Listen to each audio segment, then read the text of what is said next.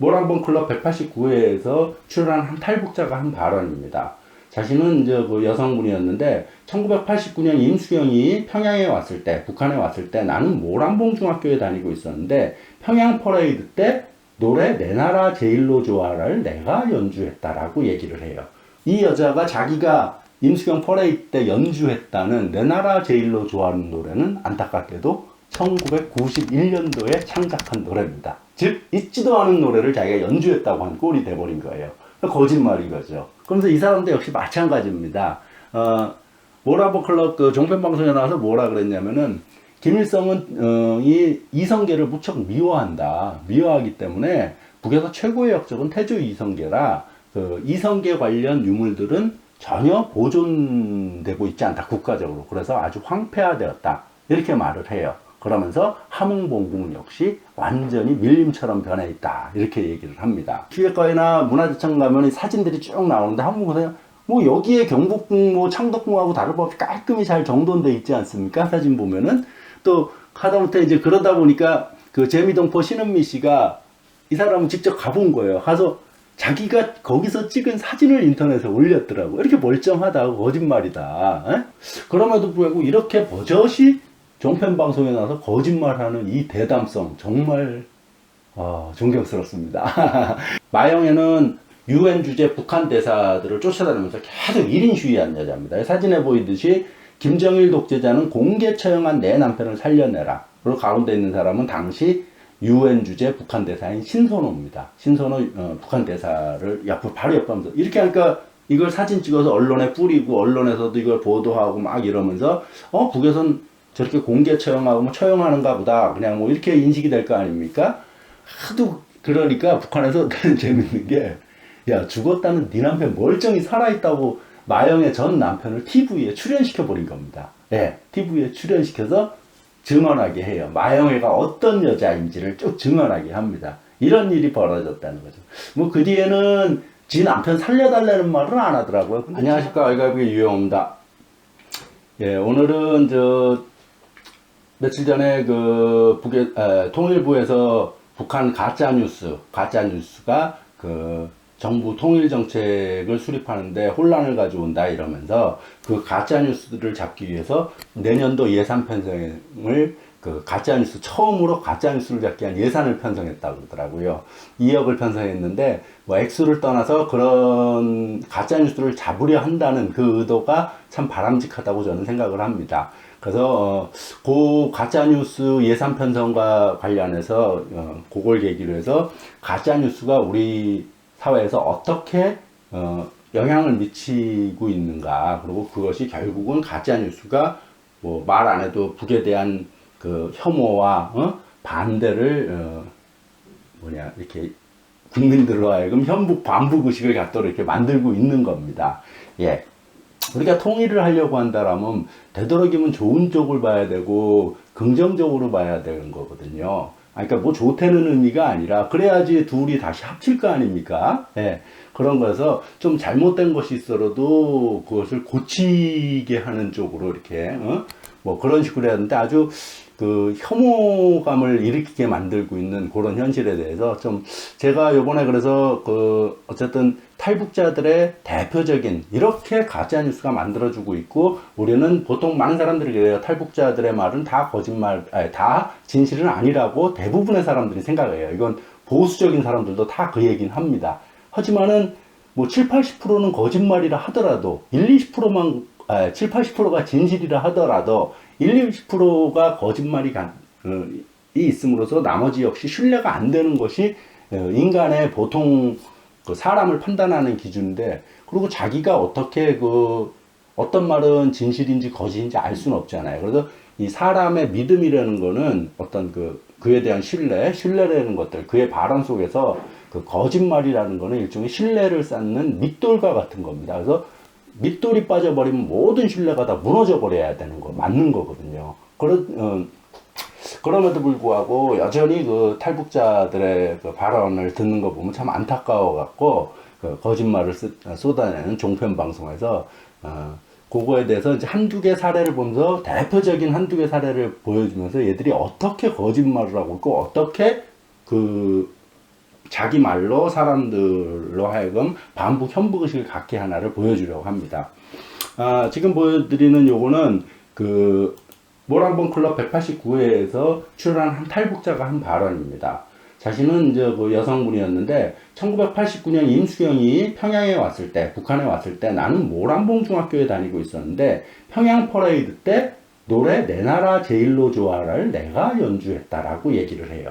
모란봉 클럽 그 종편방송에 나와서 뭐라 그랬냐면은 김일성은 이 이성계를 무척 미워한다. 미워하기 때문에 북에서 최고의 역적은 태조 이성계라 그 이성계 관련 유물들은 전혀 보존되고 있지 않다. 국가적으로. 그래서 아주 황폐화되었다. 이렇게 말을 해요. 그러면서 함흥봉궁 역시 완전히 밀림처럼 변해 있다. 이렇게 얘기를 합니다. 그러면서 와, 그럼 막 주변 사람들 와, 정말요? 뭐 대단했네 이러면서 그러면서 임수경과 관련된 얘기를 막 해내요. 쏟아내면서 또 다른 탈북자들이 거들고 뭐 막 이러면서 이제 거기에는 그야말로 진실도 있을 거고 거짓도 막 섞이면서 북한을 아주 악마화된 나라로 만들어 버립니다.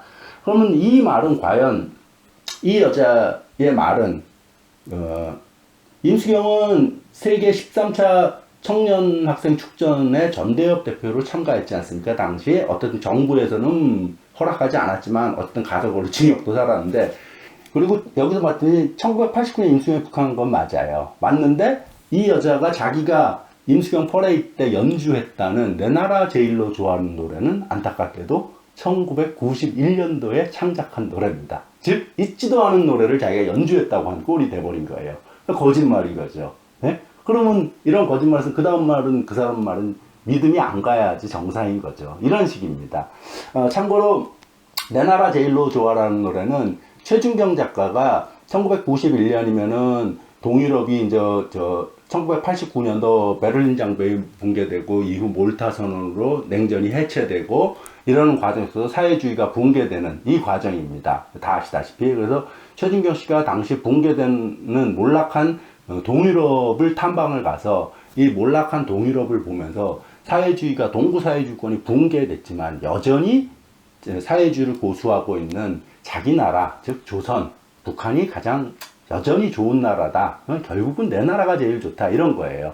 물론 노래 가사는 뭐 사회주의 이런 건 전혀 없어요. 그냥 고향을 그리워하고 인간에 대한 그리움 뭐 이런 것들인데 예컨대 뭐 노래는 이렇게 하는 겁니다.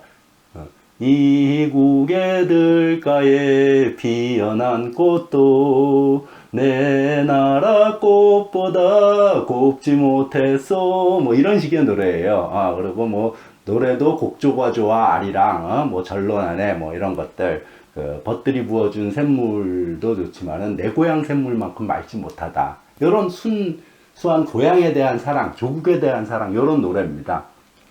그리고 이 노래를 작곡하신 분은 리종호라고 여러분들도 다 아시는 반갑습니다의 작곡가예요. 유명한 작사작곡가인데 어쨌든 이런 노래를 이 탈북자는 자기가 연주했다고 거짓말을 한 겁니다. 예.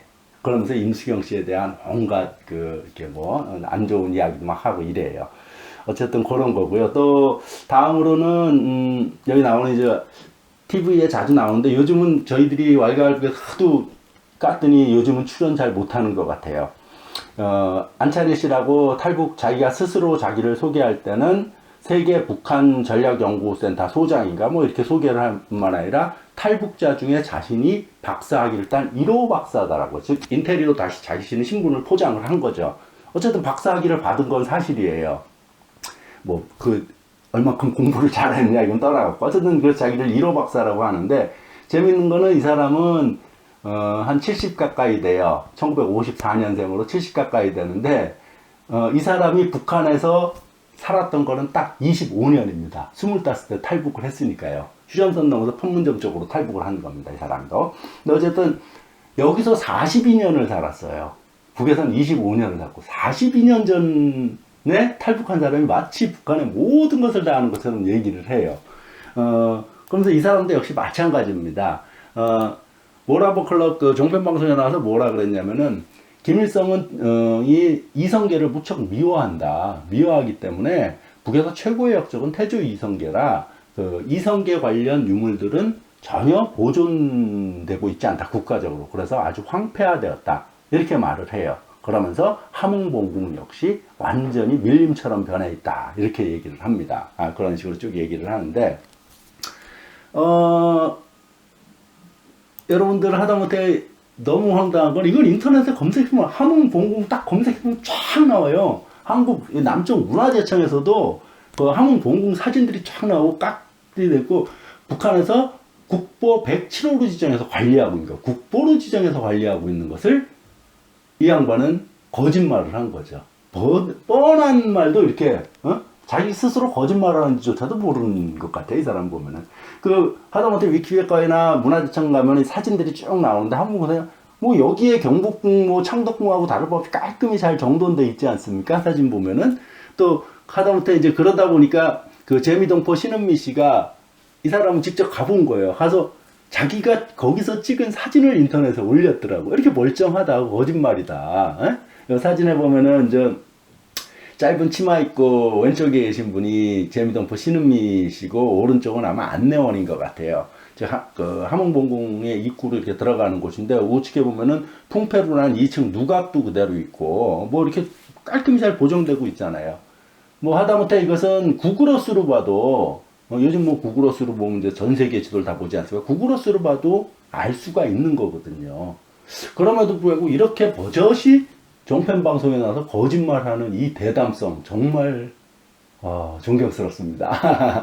어쨌든 뭐 이러고, 뿐만 아니라 이 안찬일 씨는 그 정편에서 뿐만 아니라 안찬일 TV라는 자기 정편 방송을 또 갖고 있어요. 그래서 거기서 그냥 수없이 거짓말을 합니다. 거짓말을 하는데 뭐라 그러냐면은, 하다못해 2020년 11월 28일 안찬일 TV에서 방영한 걸 보면은, 뭐 이것 말고도 무지 많아요. 근데 마식령 스키장이라고 해서 우리 뉴스에도 많이 나오지 않습니까? 이제 세계적인 스키장이고 엄청 대규모로 엄청 큰 스키장을 만들었고, 어쨌든 그 마식령에서 사상 초유의 대참사가 발생해서 300명이 사망했다라고 막 보도를 하면서, 북한은 그 마식령, 참고로 마식령이라는 건 참 험준한 고개예요. 함흥에 있는 쪽에. 그러니까 말도 쉬어가는 고개다, 영길이다 해서 마식령이라고 이름을 지은 겁니다. 그 정도로 높고 험준하기 때문에. 어쨌든 그 마식령 그 길은 이렇게 험준하고 꼬불꼬불하다, 포장도 안 되고 도로 상태 안 좋지, 차는 낡았지, 이 과정에서 큰 대형 참사가 벌어졌다라고 이 안찬일 씨는 쭉 얘기를 하고 있습니다.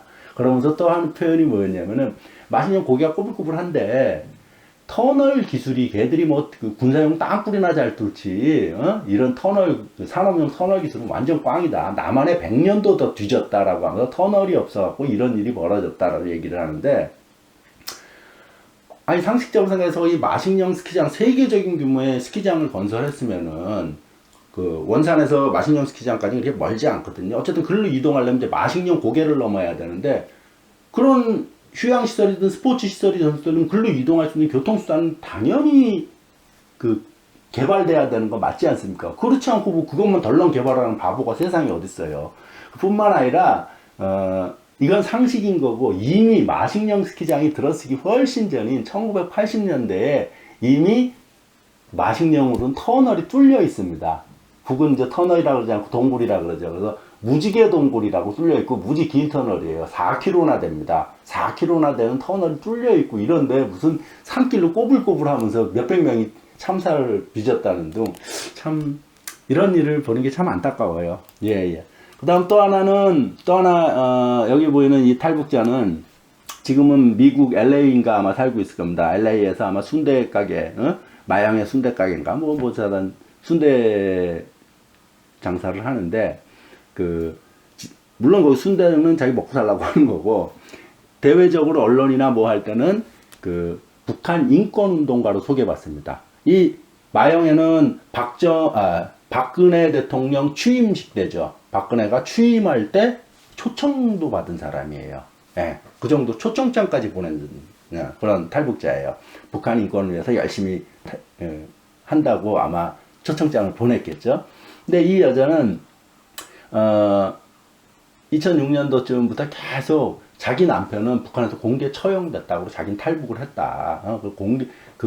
자기 인권이 이렇게 짓밟히고 이런 곳이다 이러면서 미국에 있는 UN 주재 북한 대사들을 쫓아다니면서 계속 1인 시위한 여자입니다. 사진에 보이듯이 김정일 독재자는 공개 처형한 내 남편을 살려내라. 그리고 가운데 있는 사람은 당시 UN 주재 북한 대사인 신선호입니다. 신선호 북한 대사를 바로 옆에 하면서 이렇게 하니까 이걸 사진 찍어서 언론에 뿌리고 언론에서도 이걸 보도하고 막 이러면서 북에선 저렇게 공개 처형하고 뭐 처형하는가 보다 그냥 뭐 이렇게 인식이 될 거 아닙니까? 뿐만 아니라 이게 계속 이번에 2014년도에 이제 북한 그 대사가 자성남으로 바뀔 때 자성남이 바뀌고 또 가서 쫓아가면서 시위를 합니다. 시위에서 사진 찍어서 또 언론에 뿌리고 2014년 2월 28일 사진인데 이것은 하도 그러니까 북한에서 재밌는 게 야 죽었다는 네 남편 멀쩡히 살아있다고 마영의 전 남편을 TV에 출연시켜 버린 겁니다. 예, TV에 출연시켜서 증언하게 해요. 마영애가 어떤 여자인지를 쭉 증언하게 합니다. 이런 일이 벌어졌다는 거죠.